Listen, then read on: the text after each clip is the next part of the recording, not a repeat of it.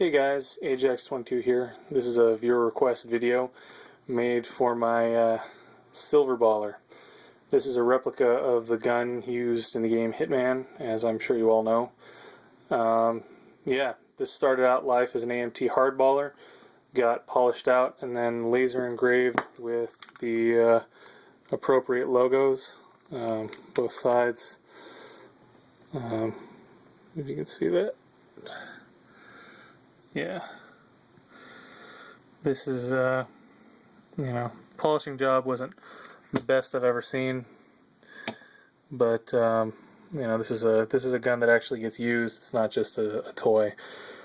I mean, it is a toy, but it's a toy that gets shot periodically. Yeah, it's got the Pachmayr grips. One thing that happened, I actually lost one of the grip medallions, so I'm in the process of replacing this set of grips, or if I can try and find a grip medallion, that'd be ideal. But yeah, this is what the Hitman had.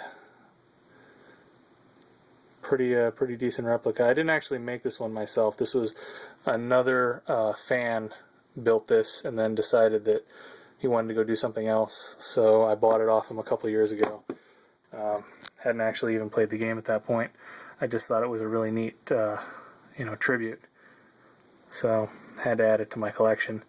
I really appreciate, enthusiasts that are, kind of following their heart, as it were, with making firearms that, had a special significance through a movie or, some sort of a concept gun that they wanted to put together. So I was happy to buy it off the guy.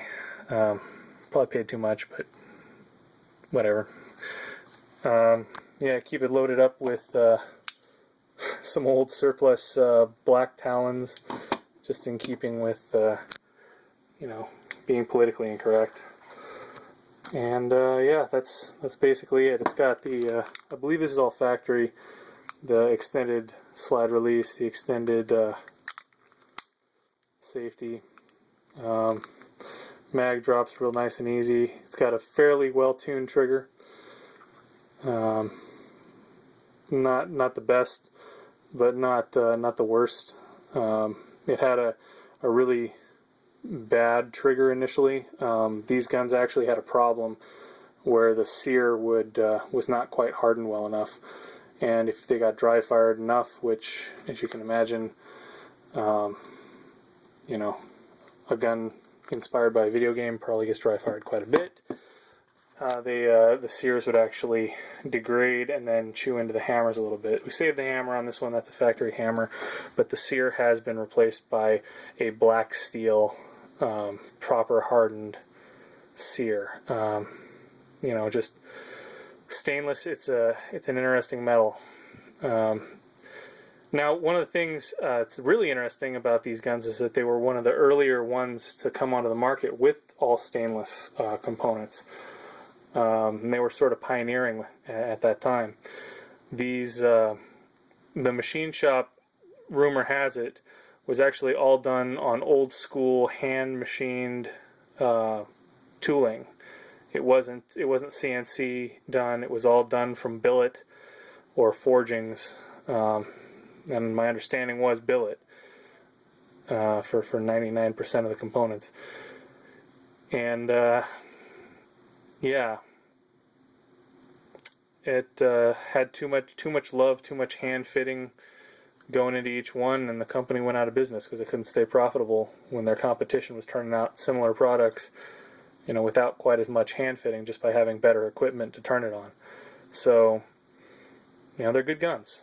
Can't really complain about this. The only thing that I've ever had an issue on, other than that sear going out, and by the way, when those sears go out, you'll know it, because you'll be at the range, and then you'll be shooting your first round on the magazine, and all of a sudden your gun will be empty, and you'll be pointing at the sky. It's an eye-opener. Definitely, better than a cup of coffee for waking you up. But 1911s are known for doing that when the sears go out. It's horribly unsafe. Would recommend not inducing that particular failure. for any reason. And if you do have it, immediately take it to a gunsmith and have it gone through and fixed, because you're probably going to need a new sear, a new something, a new hammer. Kind of depends on what it is. But the other problem was is this rear sight, this stupid screw here has a tendency to walk itself loose. So you need to Loctite that. I actually haven't gotten around to Loctiting this one yet, because I found out about the screw shortly before it did the whole sear failure, and I just recently got it back from having the sear fixed. So, well, it wasn't the hammer fixed really. The sear was replaced. The hammer needed to be reground so that the pitting from the uneven former sear, it did a lot of damage to it. You had to have the surfaces rebuilt because I wanted to keep everything original, and AMT isn't around anymore. But yeah, I noticed it because it was, the shots kept walking as it. I was holding it on 0, but the shots kept hitting higher and higher as the screw backed itself out, which was amusing. But yeah, this is the agent's gun. Not a bad piece. If you have the opportunity to pick one up, it's an undervalued, underappreciated firearm. You can still get a pretty decent deal on them, especially out there in free America where you don't have to deal with all this off-roster stuff. They're a lot easier to find, a lot easier to buy, and they just, people don't fully appreciate how nice a gun they are. So, pick one up. If you're a fan of the video game, it's a cheap enough way to, build yourself a duplicate. The files for doing the laser engraving are available. It's pretty straightforward. I'm thinking about actually getting this one gone over with a hand engraving. The laser, kind of showed where it needed to be, but I'd like a little bit of a deeper look to it, not a square cut. Maybe more of like the chiseled hand engraved style. One more thing to spend money on and waste time doing. So if I do that, I'll make another video. If I don't, then I'm just gonna enjoy shooting it and throw it in the drawer with the rest of the guns. It's a good gun.